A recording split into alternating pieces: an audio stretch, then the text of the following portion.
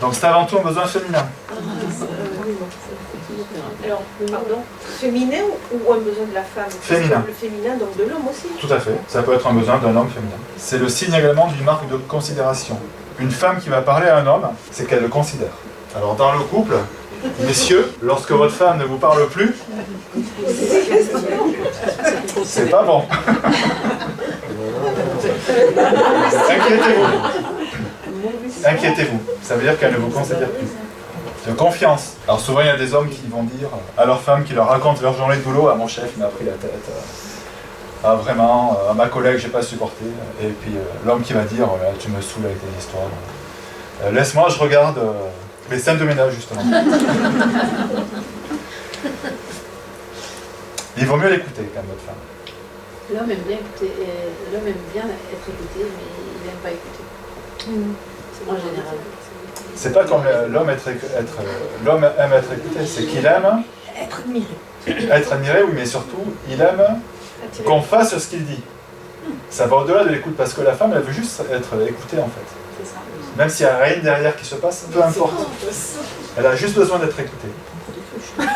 Et lui, Lui, il a besoin d'être écouté et qu'il y ait une action derrière.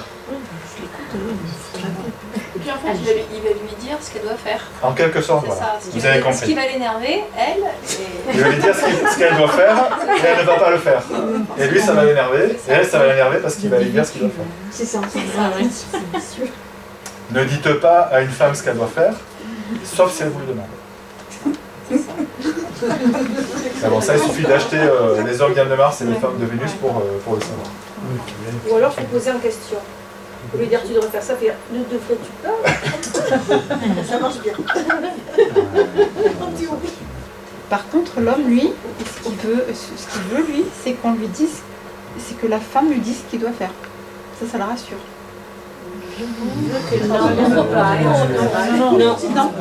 Parce que dans ce bouquin-là que je viens de lire, justement, c'est qu'il conseille de donner des listes, en fait, de dire, donnez des listes à votre mari de ce qu'il doit faire et il saura ce qu'il doit faire. Oui, mais c'est des idées, en fait. Ouais. Donc c'est beaucoup plus subtil que ça. D'accord. C'est pas lui dire ce qu'il doit faire, c'est lui dire ce qu'il pourrait faire.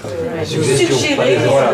Et ça fait toute la différence. Des suggestions. Parce qu'effectivement, certains hommes, ils veulent faire plaisir à leur femme, ils veulent lui rendre service, mais ils ne savent pas comment faire en fait. Donc la femme doit le guider, mais de manière très subtile.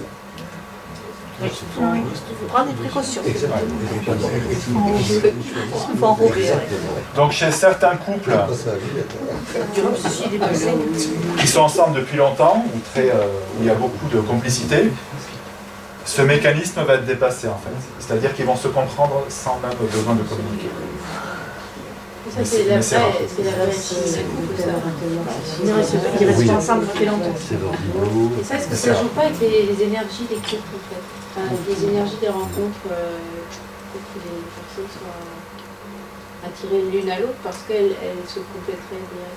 Oui, c'est possible. À condition d'être connecté à ça. Donc d'être déconnecté du mental également. Donc les notions de terrain du couple, d'appartenance, l'homme peut croire que le couple lui est acquis. Hein. Donc là, il y a un rapport très oedipien à la mère, à savoir que l'amour de la mère pour un garçon, c'est acquis. Enfin, dans l'inconscient collectif.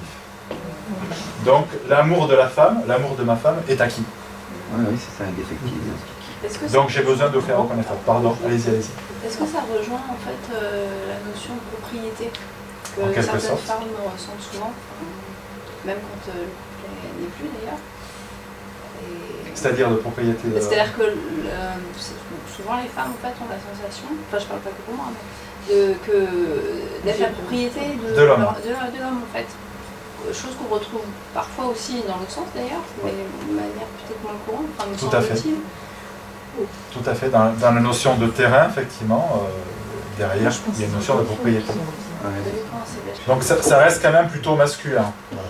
Oui, le rapport à la mère, c'est plus pour... Le rapport à la mère, hein, le premier amour d'une femme pour un homme. Un conseil que je donne souvent en thérapie à des femmes qui sont en recherche de partenaires, c'est regarder la relation qu'a l'homme que vous avez rencontré avec sa mère.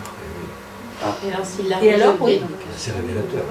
C'est assez révélateur. La manière dont il traite sa mère, ça va être la manière dont il va traiter les femmes. À part, bien sûr, s'il a fait un travail sur lui et qu'il a évolué. Je confirme. Vous confirmez? Ah, merci. Parce que j'ai des rapports toujours difficiles avec ma mère, mais en ayant travaillé, ça m'a permis de m'apaiser. Et ça a apaisé vos relations avec les femmes. Éviter cet écueil, au contraire, elles sont plutôt apaisées. Mais par contre, je dis souvent à mes amis, femmes d'ailleurs, que, effectivement, ou en tout cas que moi, quand je regarde une femme et que je la rencontre, je regarde toujours le rapport avec son père. Non, mais à l'instar, je suis hyper vigilant. Oui. Mais c'est moins vrai. Quel est le rapport de la C'est moins vrai dans ce sens que dans le rapport l'homme à la mère. D'accord. Oui, très probablement, moi, oedipiennement parlant, un peu moins. Parce qu'en fait, donc le mec idéal, il doit... L'amour d'une mère, c'est quelque chose qui n'est pas comparable. Il y en a qui vont me huer sûrement, mais ça va, il n'y a pas trop d'hommes. L'amour d'une mère, ce n'est pas comparable avec l'amour d'un père, en fait. L'amour d'une mère, c'est beaucoup plus puissant, beaucoup plus profond, en fait. Parce qu'elle l'a porté. Il est plus inconditionnel. C'est parce qu'elle apporte et c'est pas parce qu'elle s'occupe de tout le soin au petit. Aussi. Puisque dans nos sociétés, c'est la mère qui donne les soins, les premiers soins. Puis maintenant. Oui, ça change. Mais bon, je suis persuadé quand même, dans la majorité des couples, c'est quand même la mère qui donne plus de soins que le père. C'est qui a chez le médecin? Ou alors, l'homme idéal, il doit avoir quel comportement avec sa mère? Bonne question, c'était Il doit avoir une relation apaisée et respectueuse. Et non conflictuelle. Et non fusionnelle. Et non fusionnelle.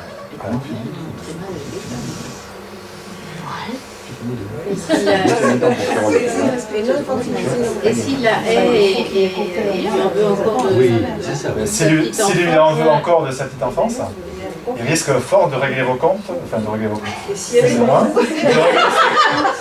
de régler ses comptes avec sa partenaire du moment. Mais sous quelle forme? Il y en a plein qui ont des problèmes leur mère. Sous quelle forme? Sous forme de colère, démesurée, d'agacement, de non-respect, de méchanceté. En tout cas, il y a quelque chose qui se rejoue. Et on va le voir dans le couple d'Hypien, il faut que j'avance parce que je suis très en retard. Où effectivement, dans le couple d'Hypien, qui est la majorité des couples que l'on forme, il y a des choses qui se rejouent. Et on va les rejouer avec son partenaire. Donc on les rejoue, c'est qu'on les a pas compris. Exactement. Oui, on répète. On répète. Voilà. Donc le couple, ce n'est jamais acquis à retenir. Il faut le travailler en permanence. Alors justement, j'y viens.